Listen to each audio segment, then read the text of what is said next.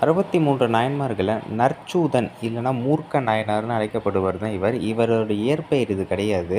இயற்பெயர் என்னன்னு இதுவரைக்கும் குறிக்கப்படல. இவர் வந்து பார்த்தீங்கன்னா, திருவேற்காட்டுல வெள்ளாளர் குலத்தில பிறந்தவர். இவருடைய இயல்பான பழக்கமே சிவனடியார்களுக்கு சிவத்தொண்டு, அதாவது உணவளிக்கக்கூடிய பழக்கம் உள்ளவர். ஒரு கட்டத்தில பொருள்லாம் தீர்ந்து போயிடுது. அதாவது இவரோட செல்வ வளமே வந்து தீர்ந்து போயிடுது. அப்ப இவர் என்ன பண்றாருன்னா, சின்ன வயசுலேருந்து இவருக்கு சூதாடுற பழக்கம் உண்டு. அப்படி சூதாடும்போது அதிலேருந்து வரக்கூடிய பணத்த வந்து சிவனடியார்களுக்கும் சிவத்தொண்டு அந்த உணவளிக்கிற பழக்கத்துக்கு பயன்படுத்திக்கிறாரு. அதேமாரி இவர் வந்து பொய்யாட்டம் ஆட மாட்டாரு. அதாவது முதல் கேம விட்டுக் குடுப்பாரு.